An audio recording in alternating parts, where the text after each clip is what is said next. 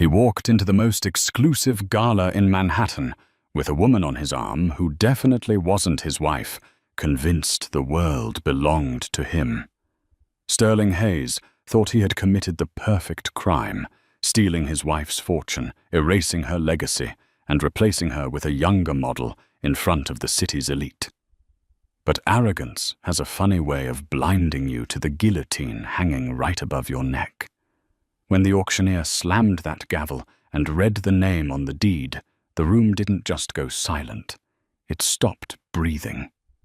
What happens when the man who thinks he's the hunter realizes he's actually the prey? You won't believe how this ends.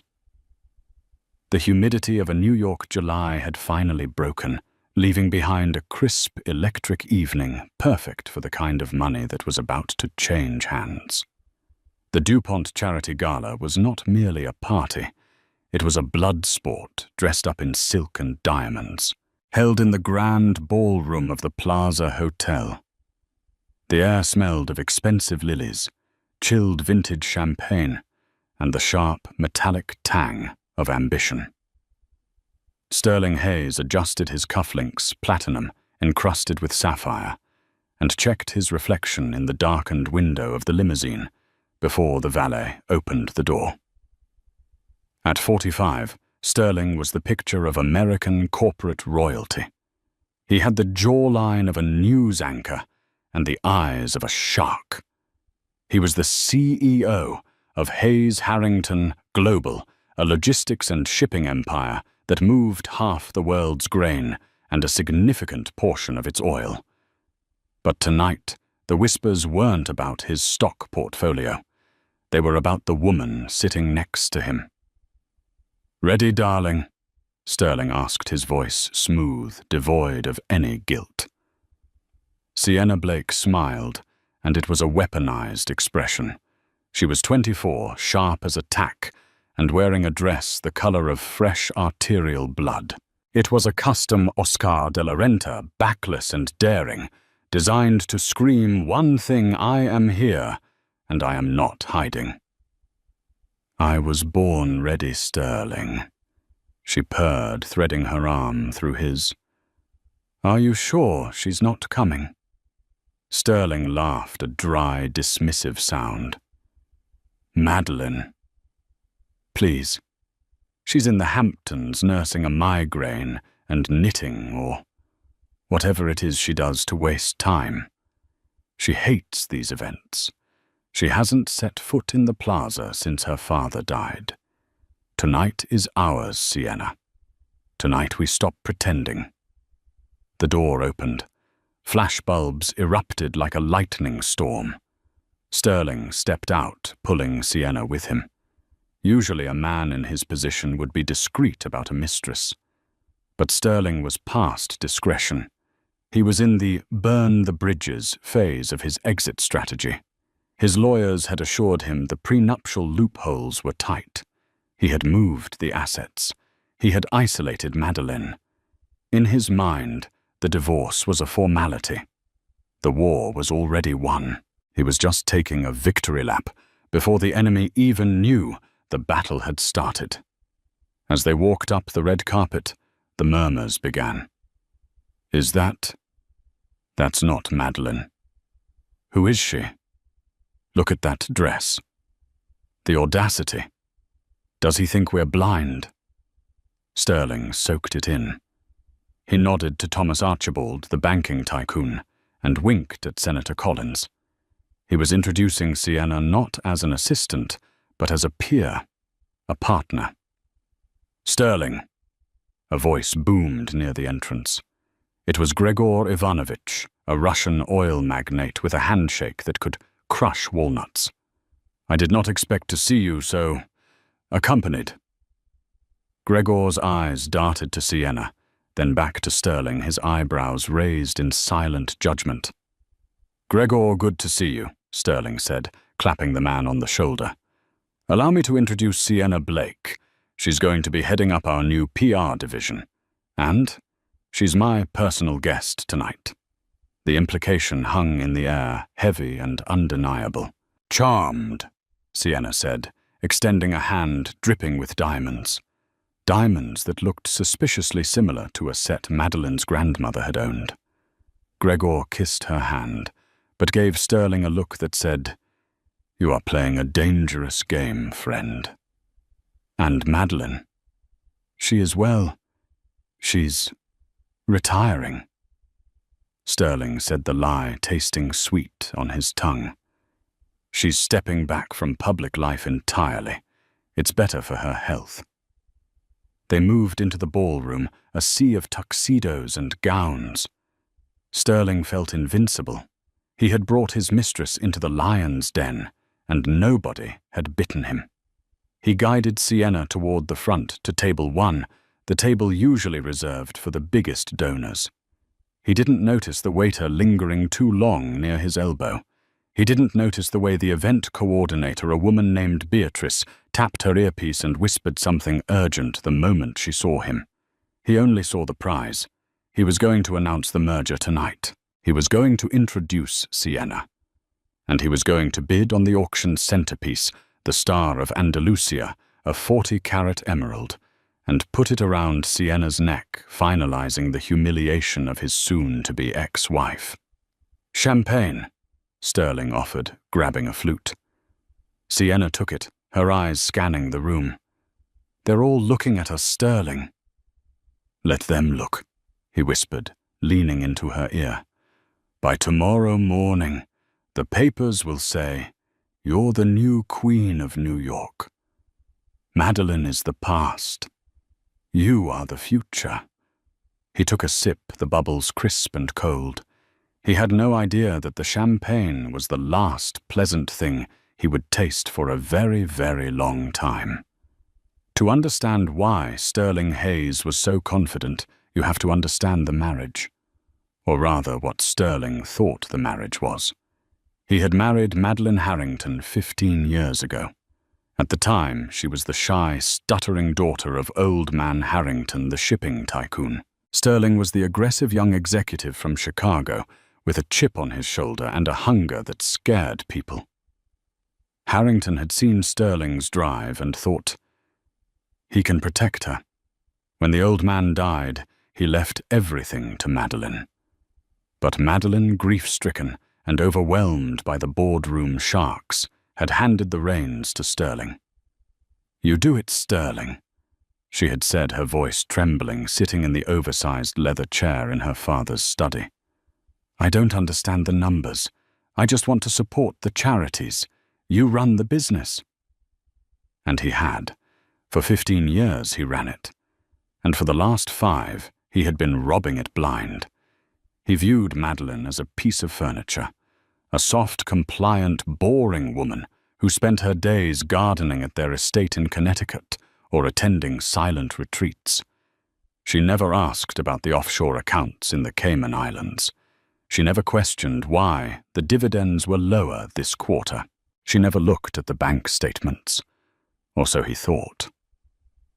3 days before the gala, Sterling had sat in his office on the top floor of the Harrington Tower, looking at the divorce papers his lawyer, a man named Clinton Vane, had drafted.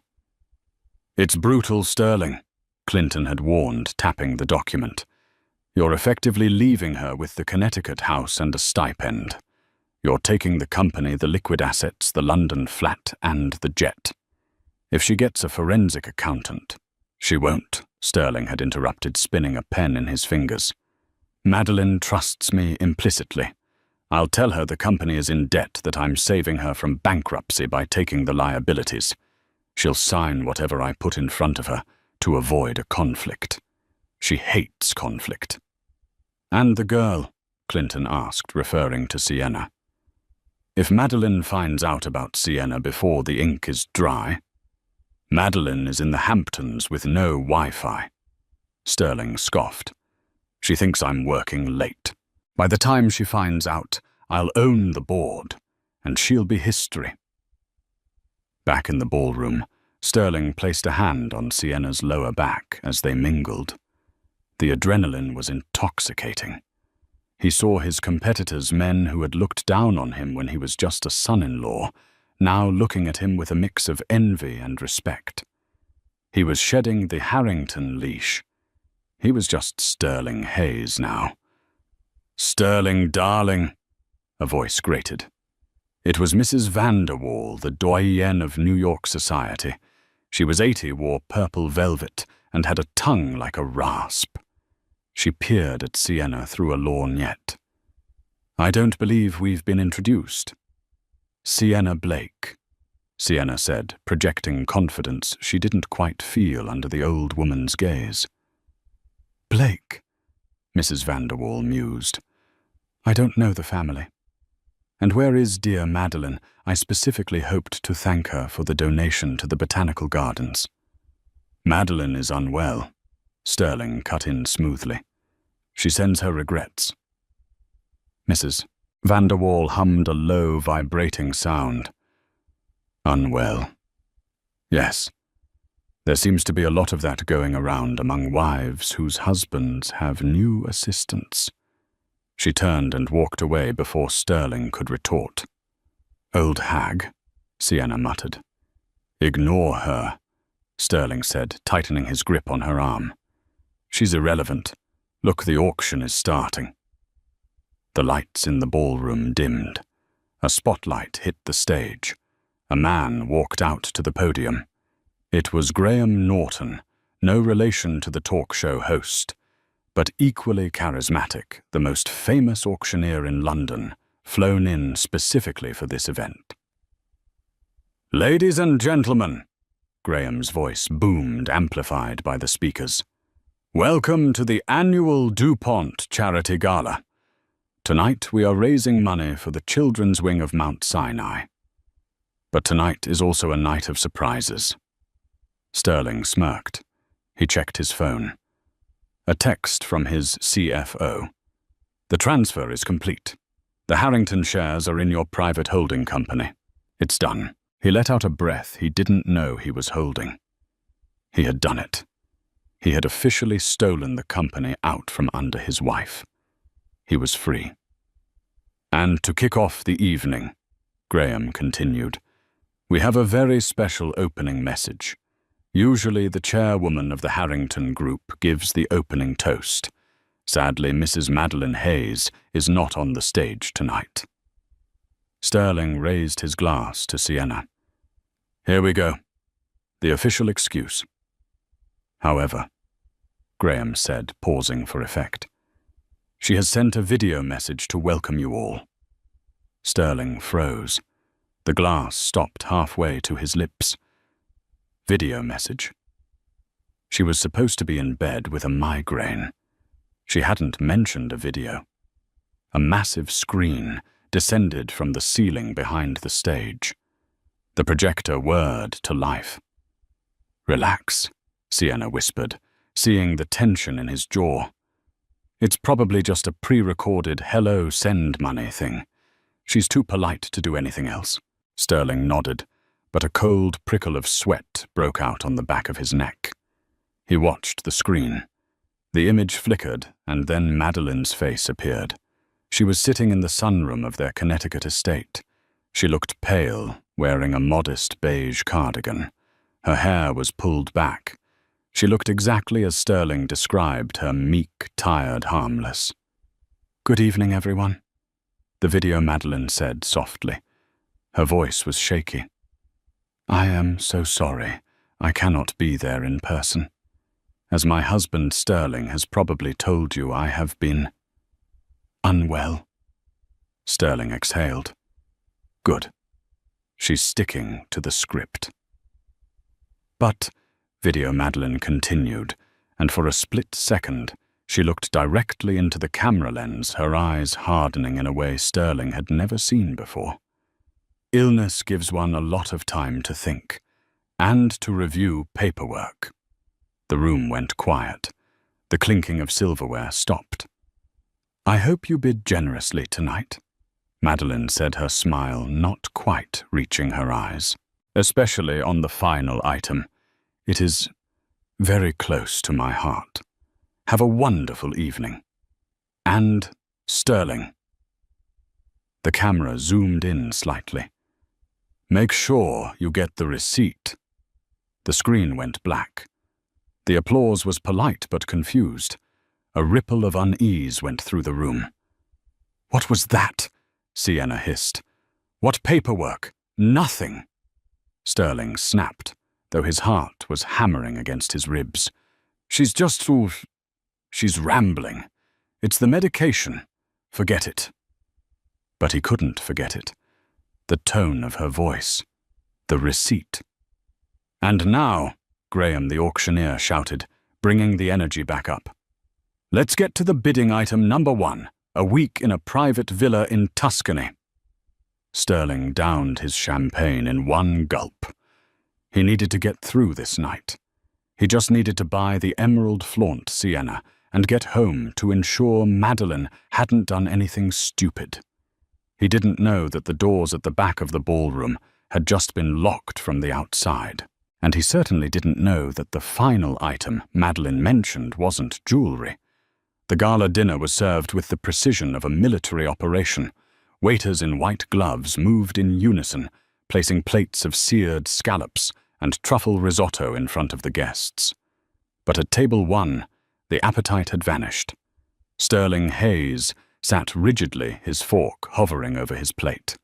The video message from Madeline had rattled him more than he cared to admit. The receipt. What did she mean?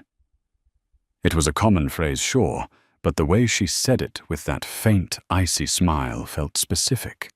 It felt targeted. Are you going to eat? Sienna asked, her voice tight. She had noticed the shift in the room. People were whispering.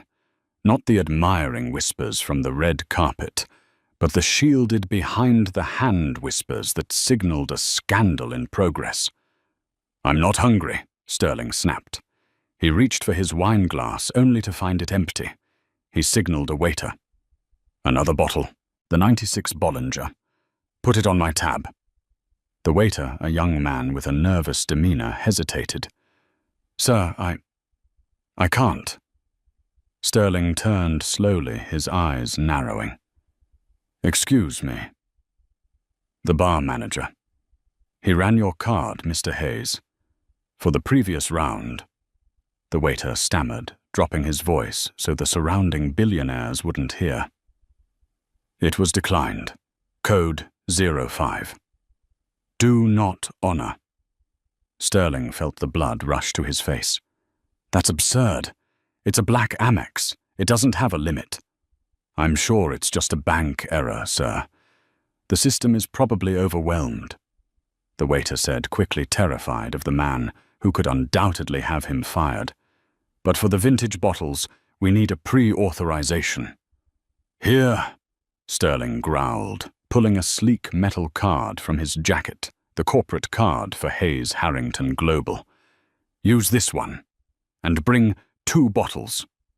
The waiter took it and scurried away. Declined, Sienna hissed, leaning in. Sterling, tell me you didn't max out your cards buying me the condo. Don't be stupid, Sienna, Sterling hissed back, straightening his tie. It's a security hold. I moved $14 million into the holding company yesterday.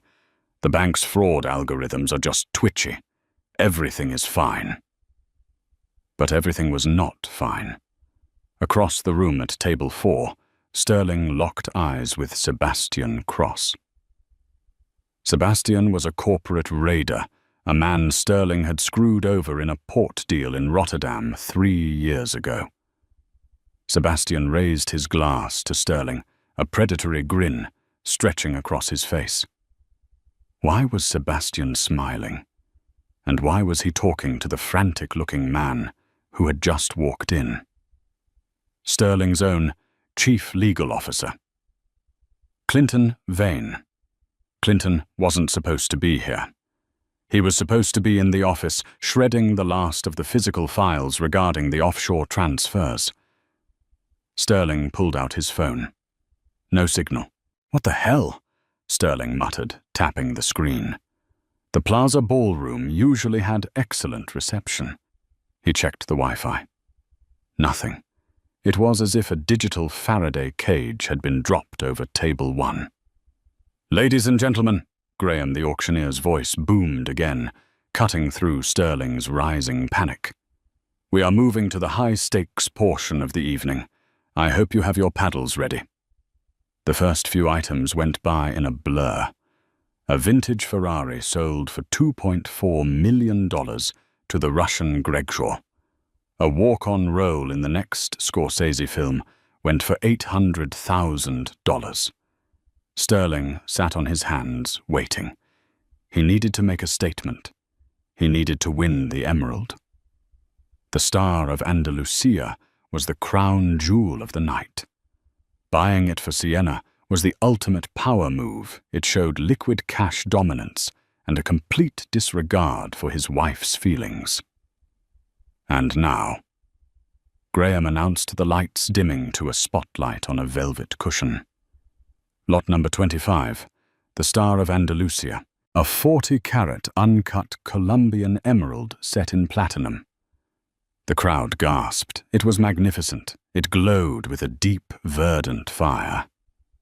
"Bidding starts at $1 million, Graham said. $1 million, Sterling said, loudly raising his paddle. He didn't wait for the preamble. "We have $1 million from Mr. Hayes," Graham said. "Do I hear 1.5? 1.5, Sebastian Cross called out from table 4. Sterling glared at him. $2 million. 2.5, Sebastian countered instantly. $3 million, Sterling barked. Sienna gripped his thigh, her nails digging in. This was it. The adrenaline washed away the anxiety about the credit card. This war combat. 3.5, Sebastian said, looking bored. 4 million, Sterling shouted. The room was buzzing. This was well above the estimated value. This was an ego war. 4.5, Sebastian Holt said, checking his watch. Sterling hesitated. $4.5 million was a lot of liquid cash even for him. But he couldn't lose to Sebastian Cross. Not tonight. Not with Sienna watching. Not with the whispers. $5 million, Sterling said, his voice echoing in the silent ballroom. Graham looked around. 5 million to Mr. Hayes. Going once? Sebastian Cross picked up his napkin, dabbed his mouth, and set his paddle down. He smiled at Sterling. It was a pitying smile. Going twice. Sterling felt a surge of triumph. He had won. Sold to Mr. Sterling Hayes for $5 million. Graham slammed the gavel down. Applause erupted. Sienna squealed and kissed him on the cheek, leaving a smudge of red lipstick. Oh my God, Sterling. It's beautiful. Sterling stood up, buttoning his jacket, ready to walk to the stage to claim his prize and make the customary speech. He felt the master of the universe again. The credit card decline was a glitch. Clinton Vane crashing the party was probably just to congratulate him. He was untouchable. He took 2 steps towards the stage. 1 moment, please. Graham's voice cut through the applause like a knife. It wasn't the celebratory tone of an auctioneer anymore. It was sharp, authoritative. Sterling stopped. What is it I'm coming up to sign? Please remain at your table, Mr. Hayes, Graham said into the microphone. The room went deathly quiet. The feedback from the speakers whined slightly.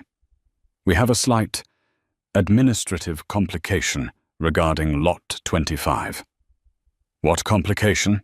Sterling demanded, his voice carrying without the mic. I have the money.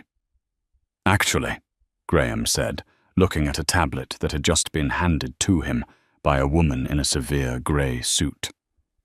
Madeline's personal attorney, a shark named Beatrice Thorne. No relation to the forbidden list names. Let's use Beatrice Kerr. The complication is regarding the authorization of the funds. Use the corporate account. Sterling yelled, his patience snapping. I am the CEO of Hayes Harrington. The money is good. Graham looked at the audience, then back at Sterling.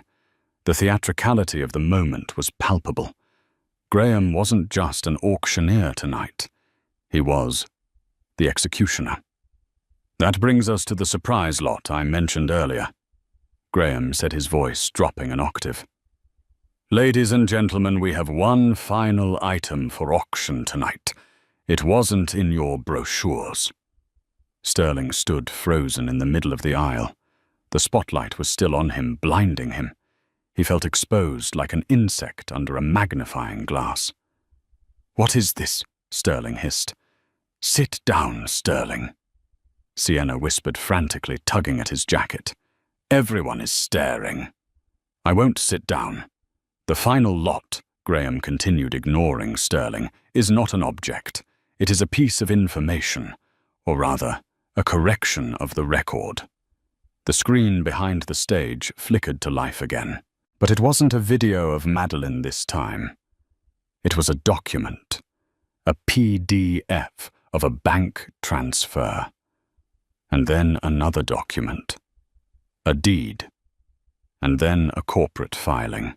"Lot 100, Graham announced, is the immediate transfer of title for the penthouse at 432 Park Avenue, the Gulfstream G650 jet, and the controlling shares of Hayes Harrington Global." Sterling laughed. It was a manic, terrified sound. "You can't auction my company. I own 51%. "That is where you are mistaken, Mr. Hayes," Graham said. "You managed 51%, under the power of attorney granted by your wife." Graham paused. The silence was so heavy, it felt like it would crush Sterling's lungs.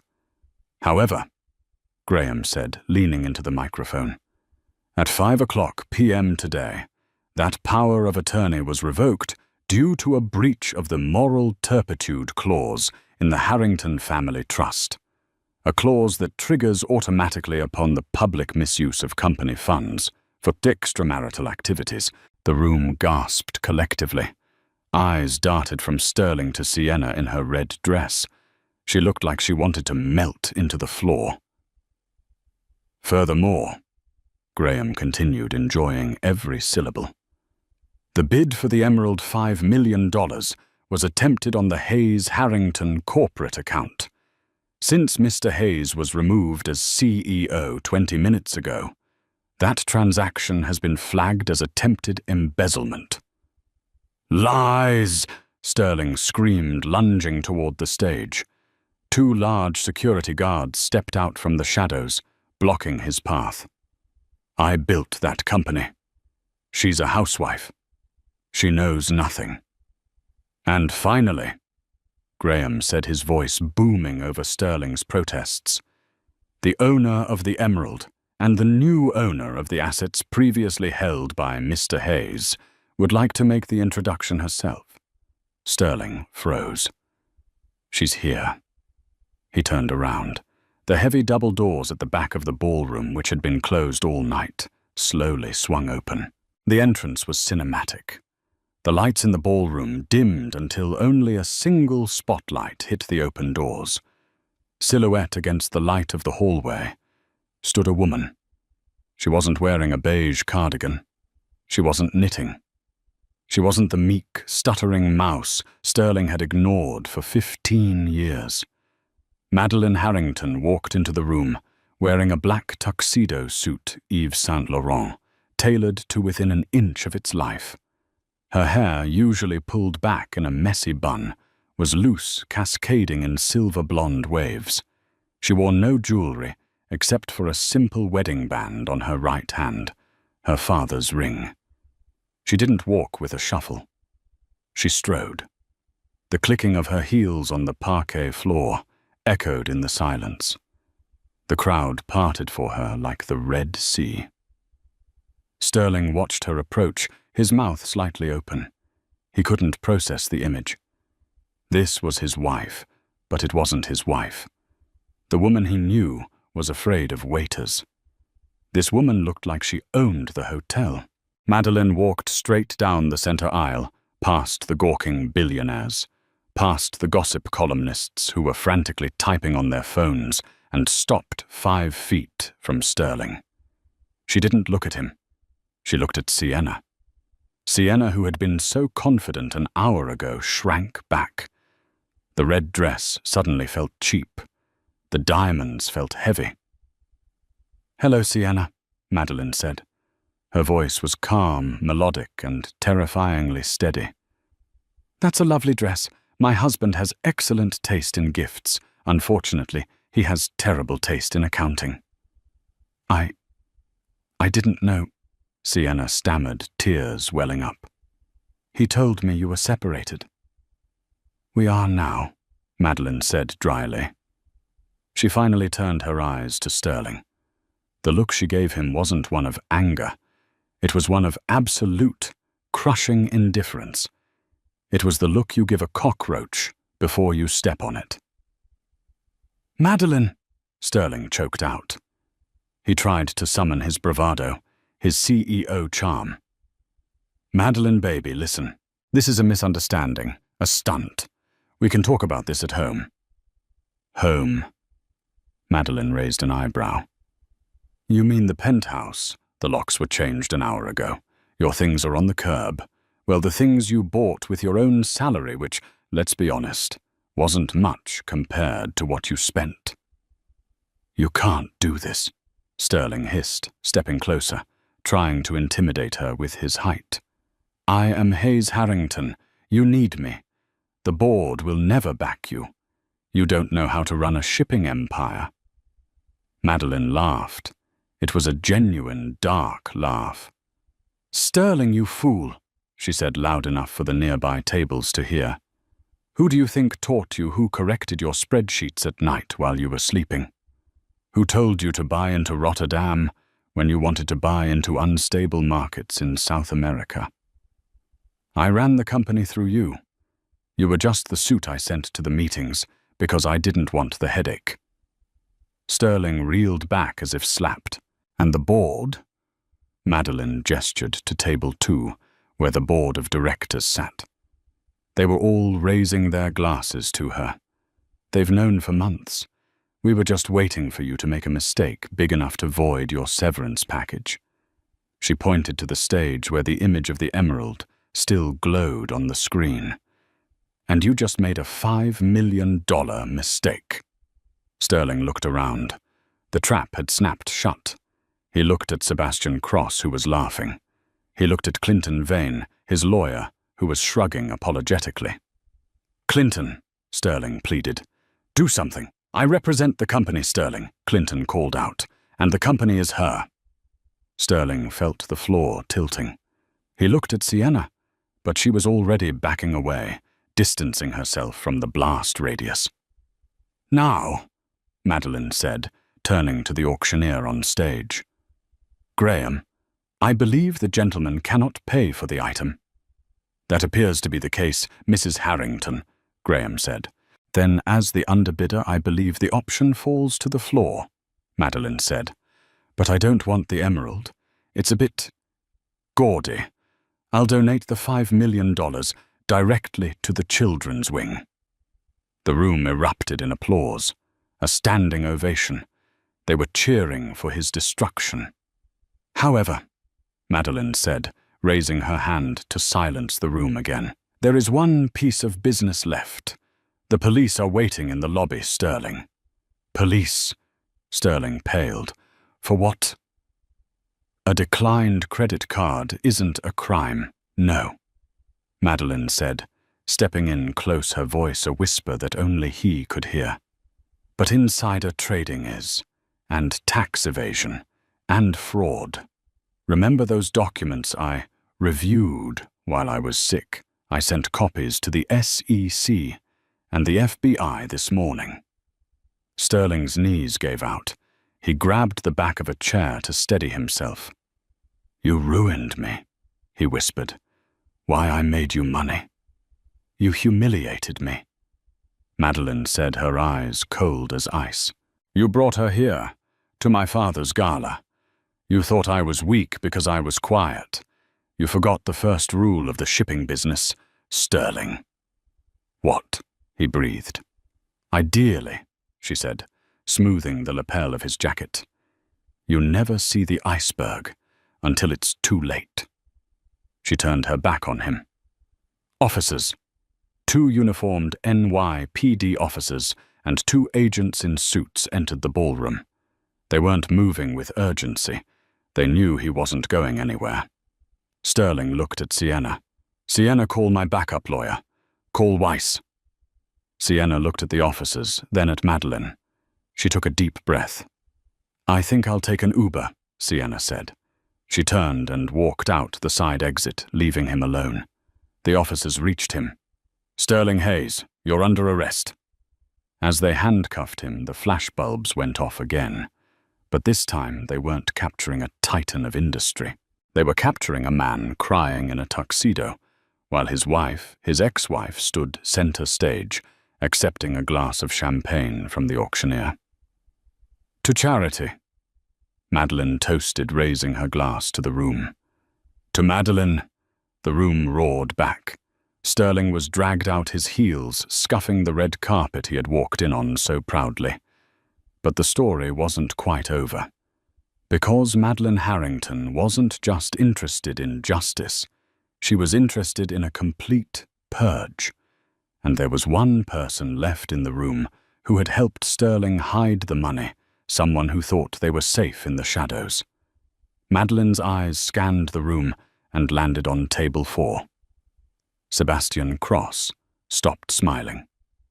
The ballroom of the Plaza Hotel was buzzing with a frenetic energy that had nothing to do with charity and everything to do with witnessing a public execution. Sterling Hayes had been dragged out in handcuffs, his shouts echoing down the corridor. But the show wasn't over. The guests, initially shocked, were now voracious. They sensed that Madeline Harrington, the woman they had dismissed as a recluse, was clearing the board. Madeline stood on the stage, the spotlight reflecting off her platinum hair. She took a sip of champagne, her eyes fixed on table 4. Sebastian Cross, the corporate raider, with a reputation for stripping companies for parts, slowly stood up. He was a handsome man, in a serpentine way, with slicked-back dark hair and a smile that never quite reached his eyes. He had been Sterling's rival for years or so, the business pages reported. He buttoned his tuxedo jacket and walked toward the stage, clapping slowly. A slow, rhythmic applause that drew every eye in the room. "Bravo!" Sebastian called out, his voice smooth and projecting easily to the back of the room. "Truly bravo, Madeline. I haven't seen a performance like that since your father was alive. He would be proud." He stopped at the foot of the steps leading to the stage. He looked up at her, attempting to project an air of camaraderie. "It's a good thing you got rid of him," Sebastian continued, addressing the room as much as her. "Sterling was a leech. Weak. I've been trying to tell the board for years that Hayes Harrington needed new leadership. I'm glad to see you've finally come to your senses. I assume now that the dust has settled, we can discuss the acquisition offer I sent last week. It would stabilize the stock after tonight's unpleasantness." Madeline looked down at him. Her expression didn't change. She didn't smile. She didn't frown. She just watched him like a biologist studying a particularly interesting fungus. "Sebastian," she said, her voice amplified by the microphone, "you seem to be under the impression that I removed Sterling to make room for you." Sebastian chuckled, resting a foot on the bottom step. "Well, let's be realistic, my dear. The market hates uncertainty. With Sterling under arrest, the stock will tank by morning. You need a partner. Someone who knows the shipping lanes. Someone strong." "Strong," Madeline repeated. "Is that what you call it?" She signaled to the tech booth. The screen behind her, which had previously displayed the Emerald and Sterling's fraud, changed again. This time it wasn't a bank statement. It was a transcript of a chat log from an encrypted messaging app. The color drained from Sebastian's face so fast it looked like he'd been physically struck. "You see," Madeline told the audience walking to the edge of the stage. Sterling was a thief, yes, but he wasn't smart enough to hide $300 million on his own. He needed a washer. He needed someone with offshore infrastructure. Someone who could set up shell companies in Panama and the Seychelles. She pointed a manicured finger at Sebastian. He needed a rival to fight with publicly, to drive the stock price down so they could buy back shares cheaply through those shell companies. It's called a short and distort scheme, isn't it, Sebastian? The room gasped. This was bigger than a divorce. This was market manipulation on a massive scale. That's slander, Sebastian hissed, his charm evaporating. Turn that off. It's not slander if it's time-stamped, Madeline replied coolly. July 12th. You wrote to Sterling, keep the price under 40. I have the accounts ready in Cyprus. We bleed the wife dry, then we split the carcass. A murmur of disgust rippled through the crowd. These were wealthy people, ruthless in their own right, but there was an honor among thieves. Conspiring to defraud a spouse, and a Harrington at that, was a violation of the code. I didn't write that, Sebastian shouted, looking around for support. It's fake it, she's hysterical. My forensic analysts recovered it from Sterling's private server, Madeline said. The one he thought was secure because he paid your security firm to encrypt it. But here's the twist, Sebastian. You kept copies. You were planning to blackmail Sterling once the divorce was final, weren't you? Sebastian went silent. His mouth opened and closed. You underestimated me, Madeline said, her voice dropping to a dangerous register. You all did. You looked at a woman who preferred gardening to galas and assumed she was stupid. You assumed I wasn't reading the reports. You assumed I didn't know that my father's legacy was being carved up by vultures. She took another step forward. The FBI isn't just investigating Sterling, Sebastian. They've been monitoring your firm Cross Capital for 6 months. I gave them the key to your encryption 3 days ago. Sebastian looked toward the exit. The doors were still blocked by the security team. He realized with a jolt of terror that the police who had taken Sterling away hadn't left. 2 agents were waiting by the emergency exit, watching him.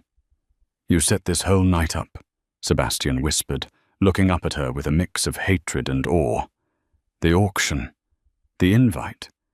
You knew we'd both be here. I like efficiency, Madeline said dryly. Why take out the trash in 2 trips when you can do it in 1? She turned to the crowd. Graham, please continue the auction. I believe the next item is a vintage wine collection. I'll start the bidding at 50,000. I feel like celebrating. As the auctioneer stammered to restart the proceedings, Sebastian Cross was quietly escorted out by federal agents.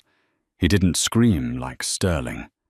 He went quietly, his head down, knowing the game was truly, irretrievably over. Madeline didn't watch him go. She sat down at table 1 alone and picked up a menu.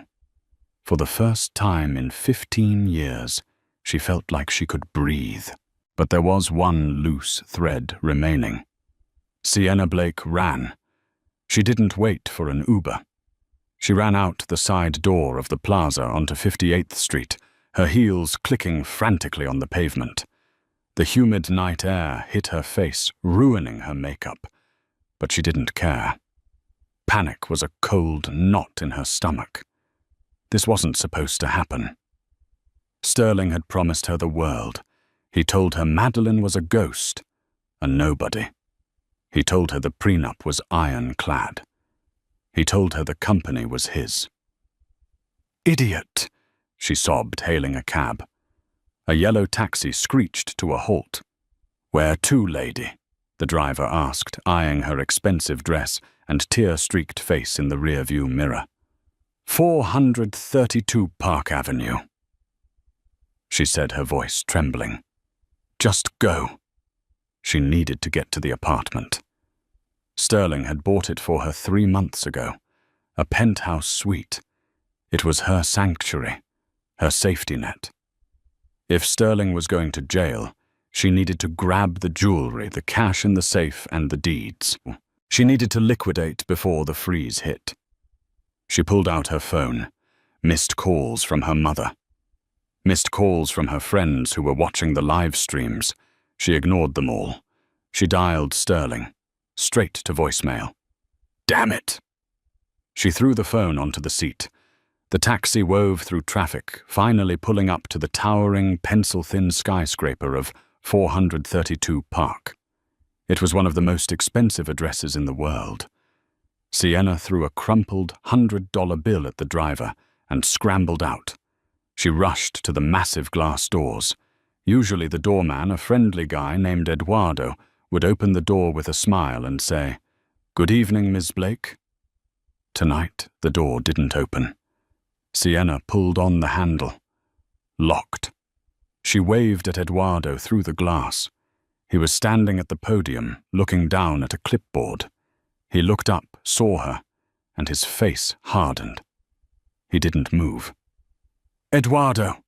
she shouted, banging on the glass. "Let me in." "It's me." Eduardo pressed a button on the intercom. His voice came through the speaker, tinny and impersonal. "I cannot let you in, Miss Blake." "What are you talking about?" "I live here. Open the door." "Management has received a notice of trespass," Eduardo said, not making eye contact. "The leaseholder has revoked all guest privileges. The locks have been recoded." "Leaseholder," Sienna screamed. "Sterling bought this place. He owns it." "Mr. Hayes does not own this unit," Eduardo replied calmly. "The unit is owned by Harrington Trust Holdings. We received a call from the owner, Mrs. Madeline Hayes, 20 minutes ago. She informed us that you are no longer an authorized occupant." Sienna felt the sidewalk lurch beneath her. It was a company apartment. Sterling hadn't bought it for her. He had leased it through the company to avoid putting it in his name, probably to hide it from the IRS. And now that Madeline controlled the company... "My stuff is in there." Sienna pleaded, her anger turning to desperation. "My clothes, my jewelry, my dog." "Animal control picked up the dog 10 minutes ago," Eduardo said. "It's being taken to a luxury kennel. As for your personal effects, they have been boxed and placed in the service bay. You have 10 minutes to collect them before they are moved to the curb." "The curb?" Sienna gasped. "I'm wearing a $10,000 dress. You can't treat me like this." "I'm just following orders, Miss Blake. Please move away from the entrance. You are disturbing the residents." The intercom clicked off. Sienna stood there, the reflection of the city lights dancing in the glass that barred her from her life. She had nothing. Her credit cards were linked to Sterling's secondary accounts. Her car was a lease in the company name. Even the phone in her hand was paid for by Hayes Harrington Global. As if on cue, her phone buzzed. A text message from the service provider Service, suspended by account administrator. The bars in the corner of the screen went to 0. Sienna sank down onto the concrete planter outside the building. She buried her face in her hands. She was 24 years old. She had burned every bridge with her family to be with Sterling. She had quit her job. She had mocked her friends who worked 9 to 5s. And now, she was homeless on Park Avenue. "Ms. Blake," Sienna looked up. A black SUV had pulled up to the curb. The window rolled down. It wasn't the police. It was a woman in a sharp grey suit. Beatrice Kerr, Madeline's lawyer. "Who are you?" Sienna asked, wiping her eyes. "I'm Beatrice Kerr. I represent Madeline Harrington," the woman said. "Get in." "I'm not going anywhere with you." Sienna spat through the fight was leaving her. "She ruined my life." "Sterling ruined your life," Beatrice corrected sharply. "Madeline just turned the lights on. Now you can sit there and wait for the paparazzi. They're about 3 minutes away, by the way. Or you can get in the car and we can discuss your future, specifically whether that future involves a prison cell. Sienna froze. Prison? I didn't do anything. You accepted gifts purchased with embezzled funds, Beatrice recited. You are listed as a consultant on the payroll of a shell company that laundered money. That makes you an accessory to fraud, money laundering, and grand larceny. The FBI is very interested in talking to you. Sienna looked down the street. She could see the flashing lights of press vans turning the corner. She opened the car door and got in. The interior of the SUV was cool and smelled of leather. Beatrice didn't look at her. She just signaled the driver to move. Where are we going? Sienna asked, her voice small. To a secure location, Beatrice said, opening a file folder on her lap. Here is the situation, Sienna. Madeline is a practical woman. She knows you are seduced by the lifestyle. She knows Sterling is a manipulator. She doesn't hate you. She pities you. Sienna bristled. Pity was worse than hate. However, Beatrice continued, Madeline needs the location of the safe deposit box Sterling opened in your name in Zurich. We know it exists. We know you have the key. Sienna clutched her purse. The small silver key was sewn into the lining. Sterling had told her never to use it unless he died. I don't know what you're talking about, Sienna lied. Beatrice sighed. Sienna, look at me. Sienna looked. Beatrice's eyes were hard. Sterling is going to throw you under the bus, Beatrice said.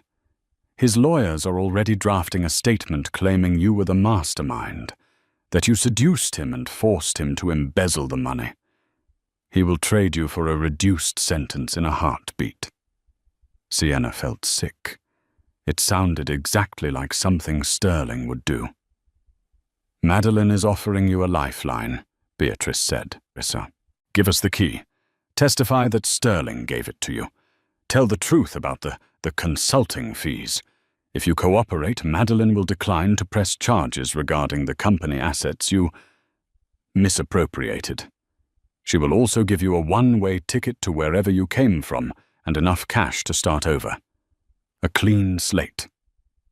And if I don't, then we drop you off at the nearest police precinct, Beatrice said, closing the folder. And you can explain to the feds why you're holding the key to a box containing $40 million of stolen money. Sienna looked out the window. New York City passed by in a blur of lights. The city she thought she had conquered. The city that had chewed her up and spit her out in less than 4 hours. She reached into her purse. She ripped the lining. Her fingers brushed the cold metal of the key. She pulled it out and held it up. He told me it was for our future. Sienna whispered, a tear sliding down her cheek. He lied, Beatrice said, holding out her hand. Sienna dropped the key into Beatrice's palm. Smart girl, Beatrice said. She tapped the partition. Driver, take us to JFK, and then to the FBI field office. Sienna leaned back against the seat and closed her eyes. The drama was over. The high life was over. She was going back to Ohio, or wherever she could hide. But back at the Plaza Hotel, Madeline Harrington was just finishing her glass of champagne. She wasn't celebrating a victory. She was preparing for the reconstruction. She stood up from table 1 and walked toward the exit. The staff bowed as she passed. The guests parted with reverence. She walked out into the cool night air. The limo was waiting. Home, Mrs. Harrington, the driver asked. Madeline paused. She looked up at the skyline. No, James, she said. Take me to the office. I have a company to fix. She got in, and the door closed with a solid, final thud. The Queen had returned to her throne. The trial of Sterling Hayes was not the swift, clean affair his high-priced lawyers had promised. It was a slow, grinding dismantling of a man who had believed himself to be a god. It took place 6 months after the gala in the Federal District Court of Southern New York. The media frenzy was unprecedented. They called it the Gala Gate scandal. Madeleine attended every single day. She didn't sit in the back. She sat in the front row directly behind the prosecution, dressed in impeccable, sober suits. She never spoke to the press. She never gave interviews. Her presence was enough. She was the silent witness, the anchor around Sterling's neck. Sterling looked terrible. The 6 months in remand had stripped him of his tan, his arrogance, and his veneer of youth. His hair was graying. He looked smaller. When Sienna took the stand, the courtroom was packed. She looked different too, dressed in a simple blouse and slacks, wearing glasses. She didn't look at Sterling. She told the jury everything. The fake consulting contracts, the private jet trips categorized as logistics surveys, the safe deposit box in Zurich. Sterling stared at her with hatred, but she held her ground. Beatrice Kerr had coached her well. Sienna wasn't the villain anymore. She was the foolish girl who got caught in the spider's web. But the final nail in the coffin wasn't Sienna. It was the audio recordings Madeleine had recovered. On day 10 of the trial, the prosecution played a recording from inside the Hayes, Connecticut home. It had been recorded by the smart home security system, a system Sterling had installed himself, forgetting that the administrator access was linked to the family email account, which Madeleine controlled. Tape plays Sterling's voice. "She's clueless, Sebastian. I'll have the assets stripped by Christmas. Then I'll dump her in a sanatorium if she complains. She's weak. She's nothing without her father's name." The jury looked at Madeleine. She sat stoically, her chin high. They looked back at Sterling. The disgust was palpable. The deliberation took less than 4 hours. Guilty. On all counts: wire fraud, embezzlement, securities fraud, conspiracy. The judge, a stern woman who had no patience for white-collar arrogance, sentenced Sterling Hayes to 25 years in federal prison without the possibility of parole for at least 20. As the bailiffs led him away, Sterling stopped. He turned to look at Madeleine. "I made you," he shouted, his voice cracking. "You were nothing before me." Madeleine stood up. The courtroom went silent. She didn't shout. She just looked at him with that same cool indifference she had worn at the plaza. "You didn't make me Sterling," she said, her voice clear. "You just woke me up." He was dragged out the side door, kicking and screaming. 1 year later, Madeleine stood in the boardroom of Harrington Global. She had removed the Hayes from the name and the signage within 24 hours of the arrest. The room was full of serious men and women, the new board of directors. The Q4 numbers are in, the CFO reported. Profits are up 15%. The new trade routes in Southeast Asia are outperforming expectations, and the charity wing has fully funded the new children's hospital. Madeleine nodded. She walked to the window. From here she could see the harbor. She could see the ships moving out to sea, carrying the lifeblood of the global economy. She had done it. She had saved the company. She had purged the rot. Sebastian Cross was serving 8 years for insider trading. Sienna was managing a small bookstore in Ohio, living a quiet life, forever scarred but wiser. Sterling was in a cell in upstate New York making license plates. Madeleine was alone. Yes. But she wasn't lonely. She touched the cool glass of the window. She had learned the hard way that kindness without strength is just an invitation for abuse. She would never be that naive girl again. She was the matriarch now. She was the storm that cleared the air. Her assistant, a bright young man fresh out of Harvard, knocked on the door. "Mrs. Harrington, the car is ready for the gala." Madeline smiled, a genuine smile. "Thank you, David. Is the auctioneer ready?" "Yes, ma'am. Same one as last year." "No," Madeline said, turning back to the room. "Get a new one. I don't like repeating the past." She picked up her purse, no longer the beige cardigan, but a sharp, powerful blazer, and walked out of the office. The world was hers. And this time she was keeping the receipt. And that is the story of how Sterling Hayes learned the most expensive lesson of his life: never mistake silence for weakness. Madeline Harrington didn't just get revenge. She got justice, and she did it with class.